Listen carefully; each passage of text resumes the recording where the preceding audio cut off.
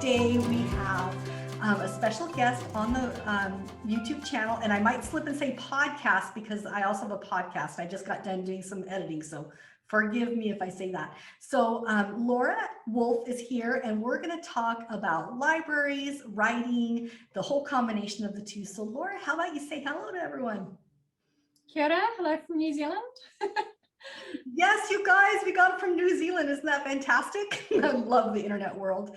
So Laura and I met through a Facebook group, which is pretty fun. It's for librarians, and it's library memes. So we literally just put up funny memes about the library world. So it's highly entertaining. Laura, do you work in our library, or have you worked in a library in the past? I worked in a library a few years ago, but I sort of still stay a part of all these groups because I really miss it. But yeah, I worked at Darfield Library in Canterbury for like a good year or so. Oh, that's fantastic. What was your favorite part about working in a library? I think it was the thing that I really loved about it was actually that it was just such a diverse job, because you'd be doing different things every day, and you know, like 20 minutes you'd be doing stuff with kids, and then you'd be, you know, searching down really random sort of requests that people would have that they just email through, or then you'd be teaching someone how to use the internet. Like we had quite a lot of elderly people coming in who'd like not even used a computer before. And I'd set them loose on like Google Maps walking around France or something, and they'd be like, what? So it's being able to do so many different things was, I think, the best part of that job. It never got boring. Oh, it never did. Especially the public library sector. So I've had the opportunity of working in school library for school-age children, public library, and an academic library. And I'm telling you, the public library kept me on my toes. It was just constantly, and I don't know if people really realize that, but public libraries are very active, and they're super active in our communities. So you get a really good cross-section of, I think, everybody who lives in your community there. And it's like, because I was only new to that area as well, and I found I ended up meeting pretty much like someone from every demographic. And it was just fantastic. Like they're really good spaces. Super great tip right there. If you're new to an area and you need to find out who lives there and what it's all about, and the library is open, because we're currently recording this during COVID, then go work at a library, right? Or go volunteer at a library. That's awesome. We actually had at our library a sort of system, because like we had the community hub based in one of the rooms there as well, and they'd make little welcome packs for people. And so everybody who turned up would sort of turn up in the library going, I just moved in last week, can I get a library card? And we'd be like, yes. And then here's like a directory of like all the clubs and everything, and it sort of just became a really cool space that would see people all over the place, you know, like and come up with pretty much every different thing that they'd need. It was so cool. So people, I don't know if people really realize how much, particularly the public library, is a community center. And in our area here in the States, United States, Pacific Northwest, where I live, the library that I worked at, the public library, was gifted to us by our founding father, who created the whole city. And so it's protected, but the service funding isn't always protected. And so I think it was a year ago, we did a big campaign to make sure that we could keep the funding for it, because it really does have a service for a lot of our elderly population, just our transient population. It's just such a great place to be and work. So I am so glad you worked there. If it was only for a year, hopefully it was a worthy year for you.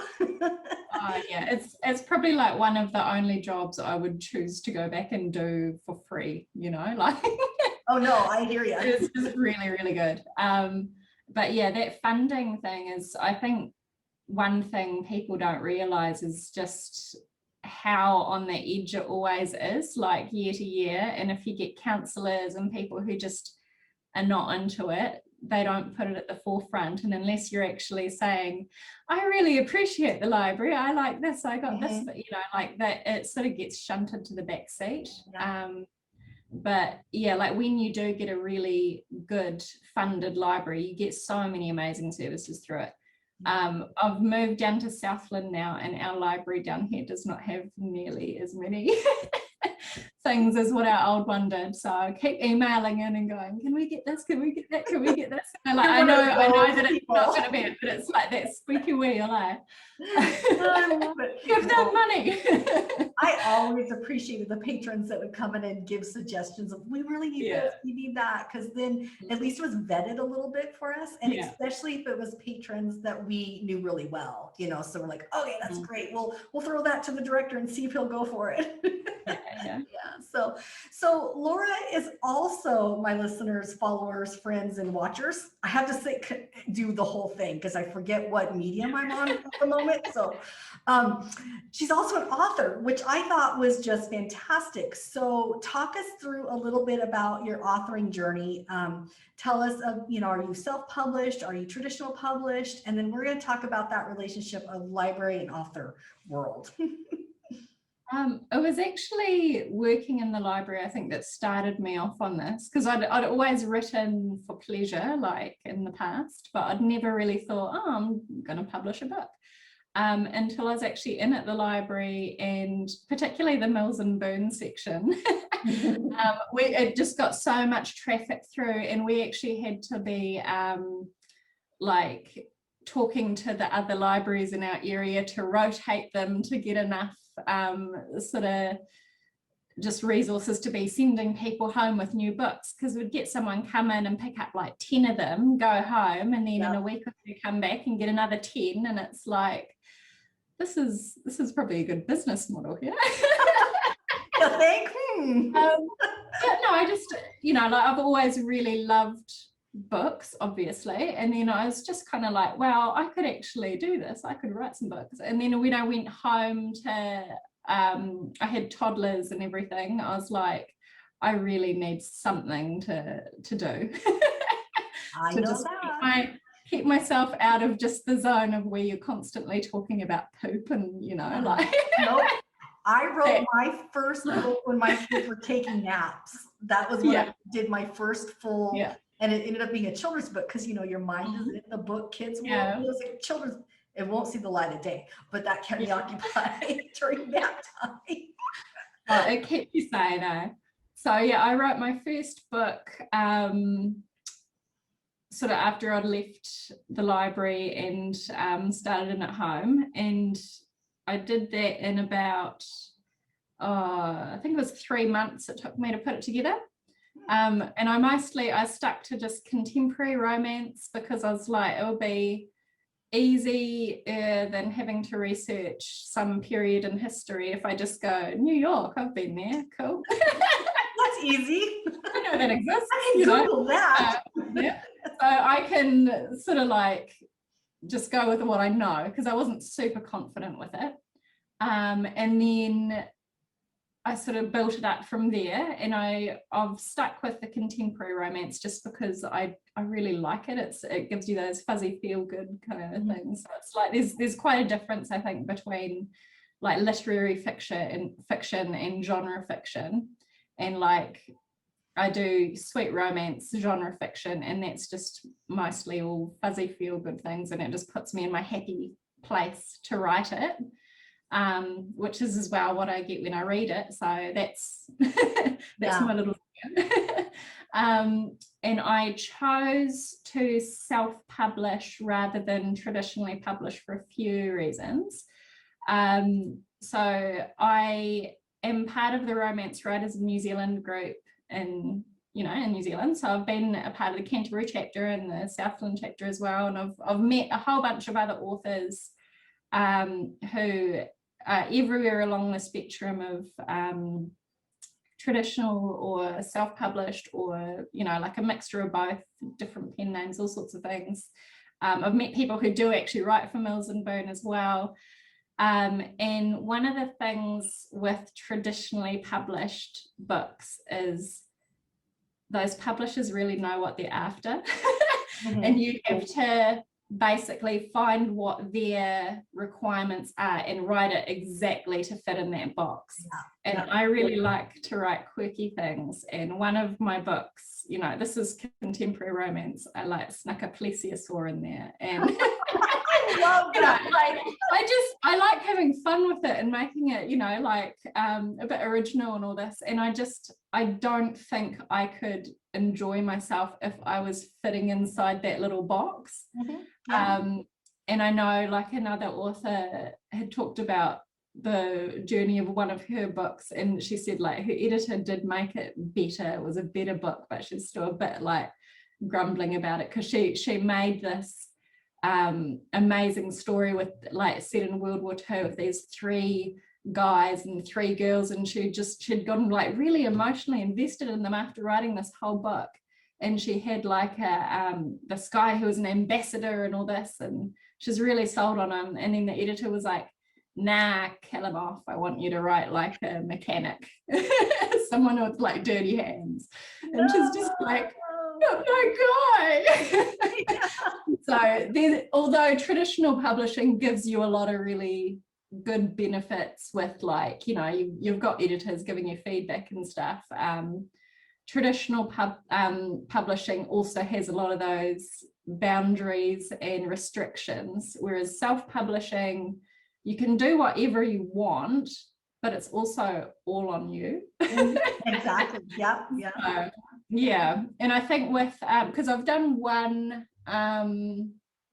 non-fiction book as well. Oh, okay. And so with that one, I wrote this because I was trying to find it to buy it and it didn't exist. And I was just like, write a nonfiction book, which is what I'm writing right now. Yeah. The funny thing for authors on researching that was relevant, up to date.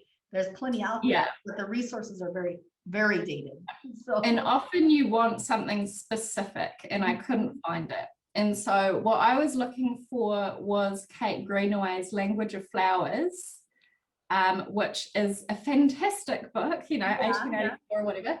And I wanted to find not only the language of flowers, I wanted to find the interpretation of how to use it, you know, and I wanted the examples of different bouquets and different messages that had been sent. And I got really far down this rabbit hole of researching, and I was like, I could just put this all in a book. I love that rabbit hole sometimes. Yeah. A lot of people don't. And it's so funny because before you and I started to record, I was listening on YouTube, one of my girlfriends on AuthorTube, and she does a series of research rabbit hole. She's historical fiction, and she was showing some of the stuff that the holes she's gone down. It's a real legit thing. It's legit.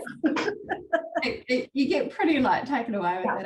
Like, I got way off topic even, and I had to like, I've taken a whole heap of stuff that I could have like expanded this book out further, and then I was like, no, I need to slice it down there.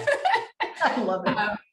Because what I did with this one was there's actually different lists of the language of flowers as well, and there's Kate Greenaway's is the most common one, but it's for Europe, and then there's one as well for America, which is different because America has a lot of different themes like patriotism and also just different flowers that grow in different seasons, you know. Yeah. And if you're using only one reference point and you're setting something in you know, like Illinois, but you're using the one that's set for Britain, it's like there's going to be some things that don't match up there. Oh, and someone will call you out on it. Oh yeah. Guaranteed. There's actually this, have you used the website Smart Bitches Trashy Books? No. Okay, I'm going to check it out. It's a fantastic review site where I think there's 4 main women, and they all like get sent different books and review them, and they're quite like brutal in some ways.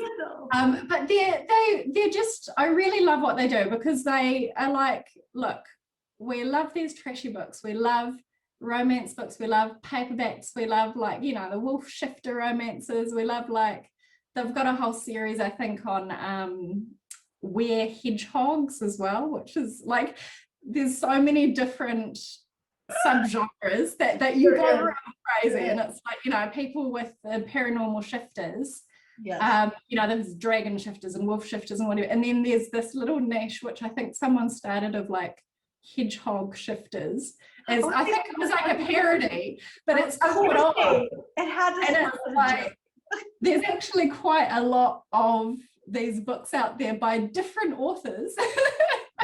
That it's like a little, you know, show. So I swear I learned something every day, and that was my new fact. I can't wait to tell my husband, guess what genre is out there I didn't know about. He's gonna be, are you kidding? No, that's it's so one of those fluid things pop up all the time, and you're like, oh, I've never thought about that. But it's like, it's actually quite unique in that it's like, oh well, you know, with shifters you often have them going into like dangerous animals and all this, but then with this it's like, oh, actually they're vulnerable, you know, and they've got like a different kind of whole element to it, you know. But they've got this phrase as well, which like in there, I think they've popped it up in their terms of glossary sort of index, and they've got this thing called potato rage, which it's so funny, but it's so accurate. Like, you know, you'll find a lot of these historical novels or time traveling novels which, you know, go back in time, and you're usually, you know, Highland Scotland sort of area, but there's this, you know, there's this one thing where it was set with Vikings and they kept sitting down to eat meals of potatoes, and she was like, they don't eat potato. They eat fish, you know. That's so funny. It was just one of those little things that she's like, you could just Google this, you know. Yeah.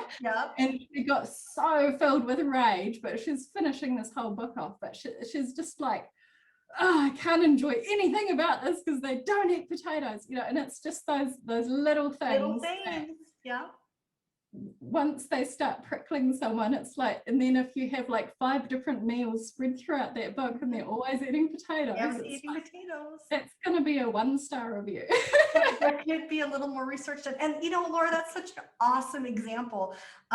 So I am currently writing my book to help authors with researching, and it's turning into this big thing, and I'm going to self-publish it. So woohoo, I'm scared to death, but I'm going to do it. I don't know what I got myself into.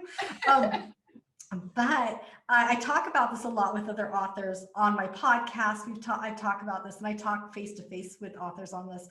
It's guaranteed. I can tell, and authors can tell, and readers can tell when there's a little bit of lazy researching happening, especially in historical fiction or sci-fi. That seems to be a big clue. But because it's easy to figure it out, like the potato story, right? You know, you have the potato over and over again. One of my examples was I was at a nursery here in my area in the spring about 3 years ago, and they have this beautiful display of this gorgeous book that I just fell in love with the book cover, and it was one of the owners.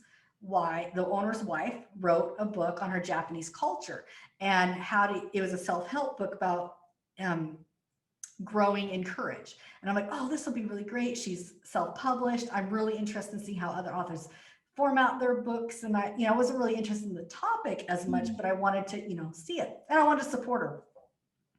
And so I bought the book, came home, started reading it. And I think it was like 5-10 pages in, there was a quote, and I'm like, that doesn't ring true. It feels weird to me. And being the librarian I am, I went immediately and looked up quotes, and I have a couple really great quote checkers that you can check, and sure enough, it wasn't. And I'm like, oh, now I got to go and look in the back of her book and see where she did her research. And I flipped back their book, and all of her references were Wikipedia. And I couldn't get past it. I put the book down. I even paid a lot of, her price tag was pretty heavy. And I just like, there has to be a better way. Maybe she didn't know. And that's what really drove me to this whole thing of maybe some authors just don't know that you should go beyond Google and Wikipedia. And then all of a sudden it became my mission to tell everybody. So that's why we're here. Thank you. My trick with Wikipedia, because I used to use this even like when I was studying for my degree, I'd go and I'd read the Wikipedia page and I'd go, okay, well, that's a bit of context. And then I'd go and find the sources, and then you click on the sources and you go there. No, that's a #1 librarian trick. When I taught library instruction at the academic level at the community college, we had a game that we would play. How many clicks are you going to get if you start with this particular website? Because I knew, because I already went through it. And how many clicks through the references on Wikipedia are you going to get to this particular legitimate source? And so I'd send everybody home with this assignment, and then they had to come back and share with me their results. And the whole point was to teach them that Wikipedia is great for that alone. It's a good place to start some research ideas, but it's not the place to leave your research. But it's really great to click through and find what's being said. So I bash Wikipedia and Google a lot, and in my book I definitely do it nicely and professionally, but I explain, quite a bit about how it can be used well. So what are so as a romance writer, do you do research?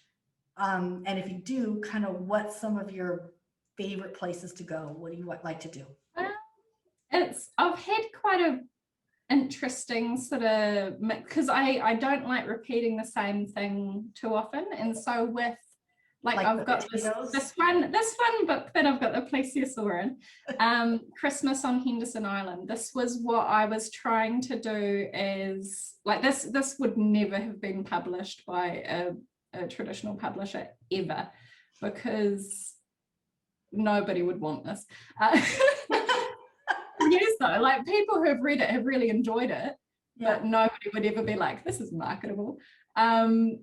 So I was trying to write something that would be Treasure Island sort of, or not, kind of crossed over with Life of Pi if they were like fluffy romances. So it's sort of awesome. Modern day desert island romance, but you can't get more modern day than like the most plastic choked island in the middle of the Pacific.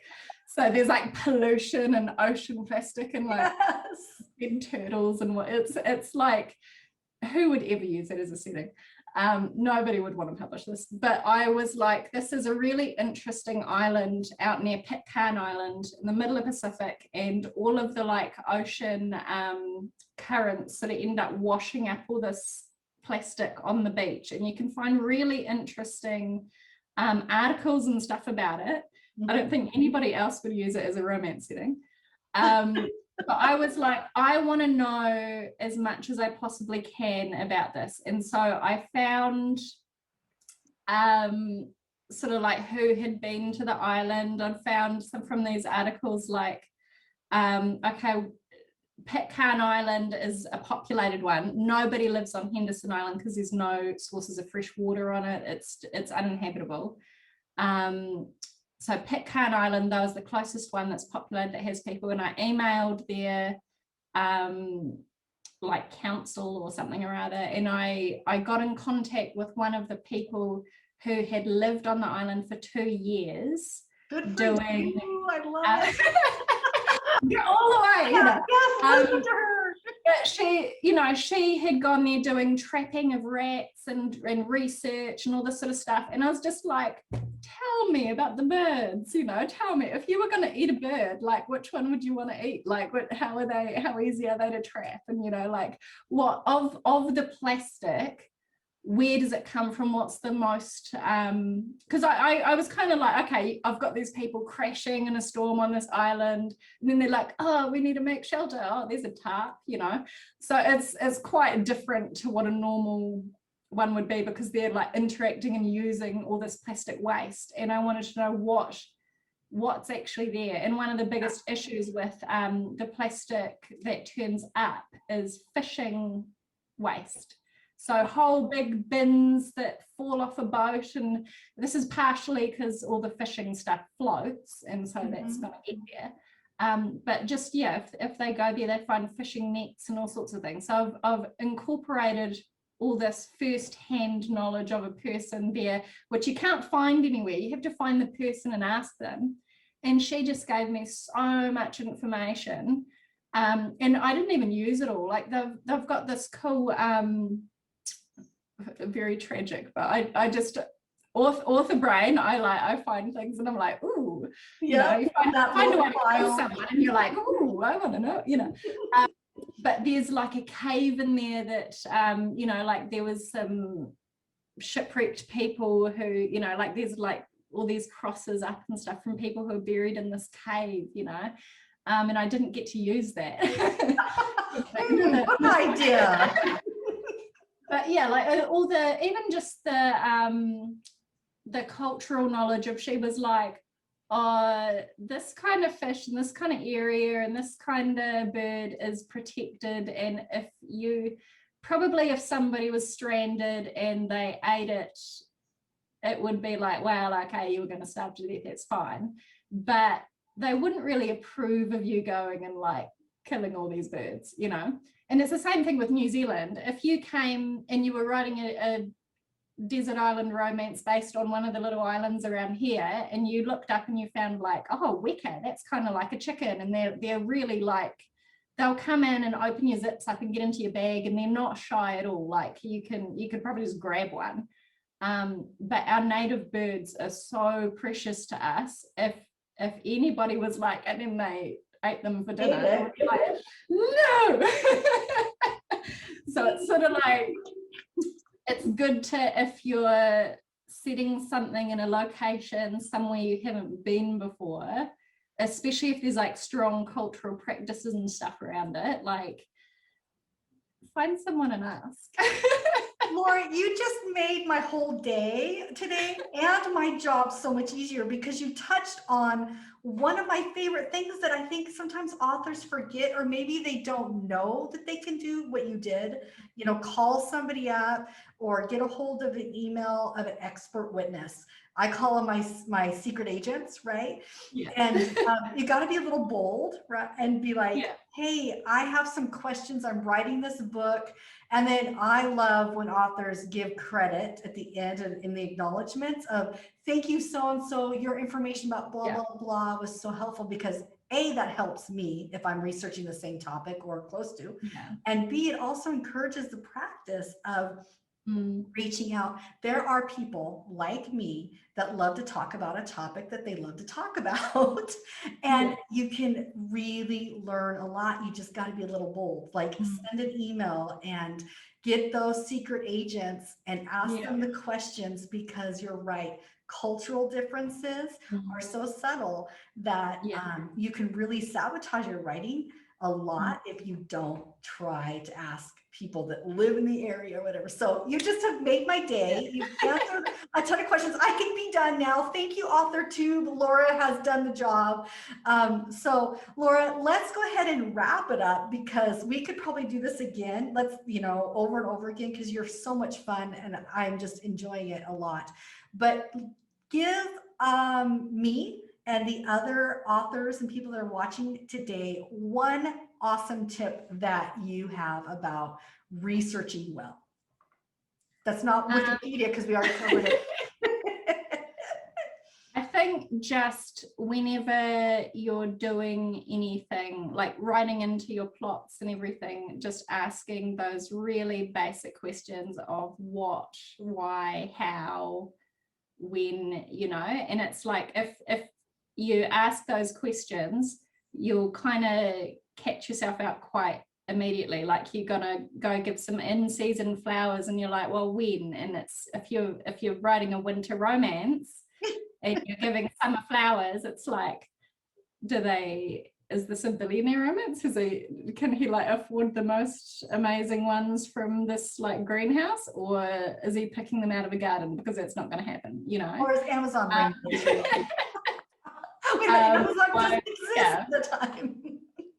And those sort of things just really add to, I think, the depth and flavor of a book. Like if you've said it and you're going, where? Oh, it's set in Texas or something, and then you go, well, what are the foods that people really love to eat in Texas, and incorporate those in, rather than, you know, potatoes and Viking era. It's my favorite analogy. So I'm going to probably have to use that. So I got to go find that website. That's like, so funny. Pickled herring or whatever is just not quite so romantic. Well, no, I think wasn't it like some sort of salted fish they ate? Oh yeah, it might have been like lamprey or one of those things that they don't even eat anymore. No. You know. I have a husband who has a little bit of that ancestry in his background, and you know, us Americans, we like to know what our ancestry is all about, and we want to always. When you start getting to a certain age, as Americans, it feels like you have to go hunt your roots down and replicate as much as possible. It's very interesting phenomenon. So we haven't gone down that hole, my husband and I. I mean, we know our ancestry, but we don't necessarily live that life. But he does know that he has some Viking history in him. So when the whole Viking shows came out, it was Viking everything in our house. And I'm like, you're like not even a quarter Viking. Why? What are you doing? But yeah, there's that salted fish. Oh, someone's going to email me. I just know it. They're going to tell me right now what it is. I haven't done my research, people. I haven't researched the same, but I just know about the potato range. Awesome. This is great. Well, Laura, thank you so much for being here. Thanks for spending the time. I didn't even ask you what time it is there where you're at. It's about 11 a.m. on a Saturday here. So. That's what we're trying. My husband and I are trying to figure it out, because I told him I have a 2 o'clock, so it's 2 o'clock Pacific time. And I'm like, I got a 2 o'clock time with Laura, and she's way down the other side of the world. It's like, that's probably in Saturday morning for her. We're living in the future. Yeah, we are. Ooh, there's another book idea down that rabbit hole. Well, Laura, this has been a blast. Thank you so much for joining us. And before I go, you will send me are your books for sale? And if so, you'll send me the links so I can put them in my description so people can come find you.